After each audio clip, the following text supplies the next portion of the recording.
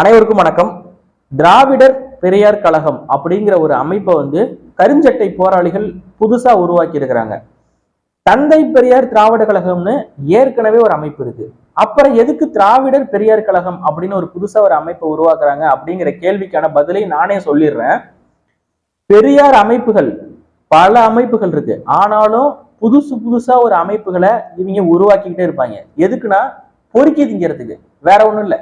ஏற்கனவே ஒரு அமைப்பு இருக்கு. அந்த அமைப்புல எல்லாரும் ஒன்னா சேர்ந்து ஒத்துமையா நின்று கூட்டத்தை காட்டி பெரிய அளவுல போராட்டத்தை நடத்தலாம் அண்ணன் சீமான் அவர்களுக்கு எதிராக. ஆனாலும் பாத்தீங்கன்னா அங்க ஒரு அமைப்பு வச்சுக்கிறது, இங்க ஒரு அமைப்பு வச்சுக்கிறது, இவங்க புதுசா திராவிடர் பெரியார் கழகம்னு ஒரு அமைப்பு தொடங்குறது. எதுக்கு? இதெல்லாம் பொறுக்கி திங்கிறதுக்கு தான். அதுல இந்த திராவிடர் பெரியார் கழகம் அப்படின்னு சமீபத்துல வந்த அமைப்பு என்ன பண்றாங்க அப்படின்னா, அண்ணன் சீமான் அவர்கள் சட்டம் இல்லாம இருக்கக்கூடிய ஒரு புகைப்படத்தை ஆபாசமா சித்தரிச்சு பதாக அடிச்சு ரோட்ல பெண்கள் குழந்தைகள்லாம் நார்மலா நடந்து போயிட்டு வர ரோட்ல பதாக அடிச்சு சைட்ல ஒட்டுறானுங்க.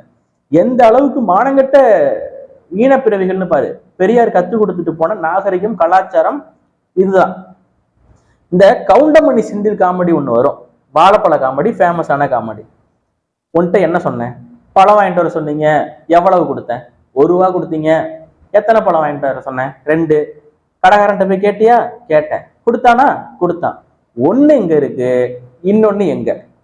இன்னொன்னு தாங்க இது அப்படிம்பாரு. அதே மாதிரி தந்தை பெரியார் திராவிட கழகத்துல 10 பேர் இருக்காங்க, திராவிடர் பெரியார் கழகத்துல 10 பேர் இருக்காங்க. ஒரு 10 இங்க இருக்கு, இன்னொரு 10 எங்க? இன்னொரு 10 தாங்க இது. அந்த தந்தை பெரியார் திராவிட கழகத்துல இருக்கக்கூடிய 10 பேரும் திராவிடர் பெரியார் கழகத்தில் இருக்கக்கூடிய 10 பேரும் ஒண்ணுதான், வேற வேற இல்ல. நான் என்ன சொல்றேன்னு புரியுதா? அமைப்புகள் பல இருக்கலாம், 10 பேரும் சேர்ந்து 10 அமைப்புகளை உருவாக்கி வச்சிருக்கலாம். ஆனா மொத்தமாவே இருக்கிறது 10 பேர் தான். அது இப்படி இருக்கக்கூடிய இந்த சூழல்ல இந்த கருஞ்சட்டை தம்பி இந்த ஆளு சொல்றான், என்ன சொல்றாப்ல, சீமானை நாங்கள் ஓட ஓட விரட்டுவோம் அப்படின்னு காணொலியில உட்கார்ந்துக்கிட்டு வெட்டி சவடால விட்டுருக்கிறாரு. நம்மளால என்ன முடியும் ஏது முடியும்னு கொஞ்சம் தெரிஞ்சு பேசணும். சீமான் அவர்களை நாங்கள் ஓட ஓட விரட்டுவோம் அப்படிங்கிறீங்க. நாங்கள் ஓடுனா தானே ஓட ஓட விரட்டுவீங்க. திரும்பி நின்று அடிச்சா என்ன பண்ணுவீங்க? ஈரோடு கிழக்கு இடைத்தேர்தல்ல பிரச்சாரம் பண்ணிக்கிட்டு இருக்கும்போது கருஞ்சட்டை போராளிகளை அடிச்சு துணி கடைக்குள்ள விரட்டினமே, அந்த மாதிரி அடிச்சா என்ன பண்ணுவீங்க? நாங்களாவது ஓடுனா அதிகபட்சம் சிவகங்கை இளையாங்குடி சொந்த ஊருக்கு தான் ஓடுவோம். உங்களுடைய சொந்த ஊர் வரைக்கும் நாங்க அடிச்சு விரட்டணும்னா நீங்க எங்க ஓடணுங்கிறத நீங்க தான் பாத்துக்கணும். ஏன்னா நீங்க ஓங்கோல் வரைக்கும் ஓடக்கூடிய சூழல் கூட வரலாம். நாங்க இந்த மண்ணின் மைந்தர்கள். இப்ப என்னை அடிச்சு விரட்டினீங்கன்னா நான் என் சொந்த ஊர் அரியலூருக்கு போயிடுவேன். அண்ணன் சீமான் அவர்களை விரட்டினீங்கன்னா அவர் சொந்த ஊர் சிவகங்கை இளையாங்குடிக்கு போயிடுவாரு. சாட்டை துறைமுருகனை அடிச்சு விரட்டினீங்கன்னா திருச்சிக்கு தான் போவாரு. ஆனா நாங்க எல்லாரும் ஒன்னா சேர்ந்து உங்களை திருப்பி அடிச்சோம்னா அப்புறம் தவறான வார்த்தையை ஏதாவது பயன்படுத்திடக்கூடாதுன்னு நினைக்கிறேன். உங்க மனசு புண்படக்கூடாதுங்கிறத நினைக்கிறேன். ஏன்னா நாங்க இந்த மண்ணின் மைந்தர்கள்.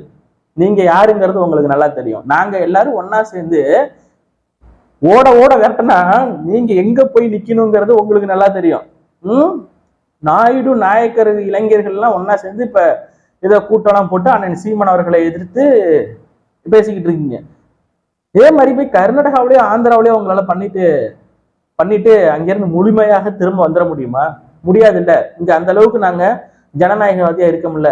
எங்களை ஜனநாயகவாதியா இருக்க விட வேண்டியது உங்களுடைய கடமையா இல்லையா? நான் கேட்கறது சரியா இல்லையா? நாங்க ஜனநாயகவாதியா இருக்கணும்னு நினைக்கிறோம். பெட்ரோல் குண்டு வீசுறங்கிறீங்க, அதுல எங்களுக்கு அனுபவம் இருக்குங்கிறீங்க, ஓட ஓட விரட்டுவாங்கிறீங்க. என்னப்பா தம்பிங்களா, இதெல்லாம் ரொம்ப தவறு.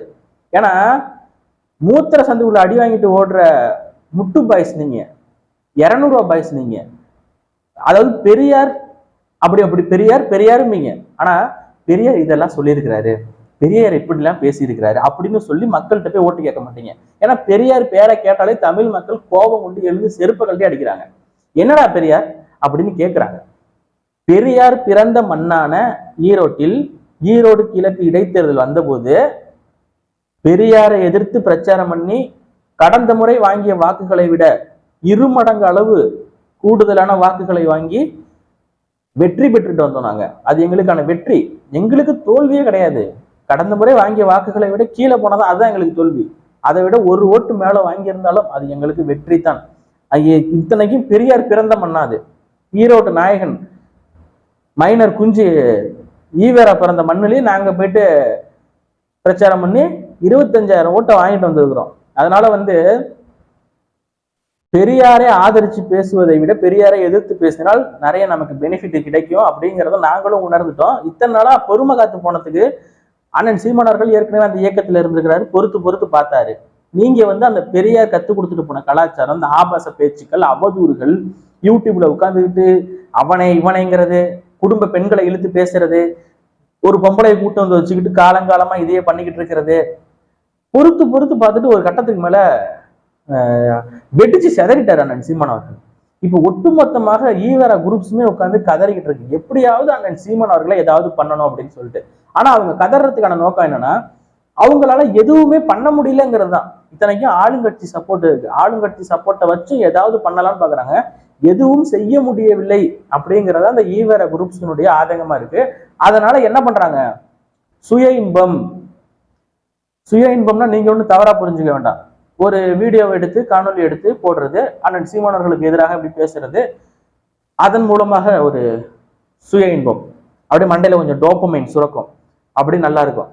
திரும்ப அப்படியே ஒரு பொம்பளையை கூட்டு வந்து அவதூறு பேச வைக்கிறது, ஒரு வீடியோ போட்டுடுமா 50,000 உனக்கு அக்கௌண்ட்ல போட்டாச்சு, சீமானவர்களுக்கு எதிராக இந்த மாதிரி ஒரு வீடியோ போடு, உடனே அந்த வீடியோவை எடுத்து ட்விட்டர்ல அப்படியே போட்டுவிட்டு சுய இன்பம் அப்படியே சுய இன்பம் அடைஞ்சுக்கிட்டு கடைசி வரைக்கும் உங்களுக்கு சுய இன்பம் மட்டும்தான், அதுல மாற்று கருத்தே இல்லை.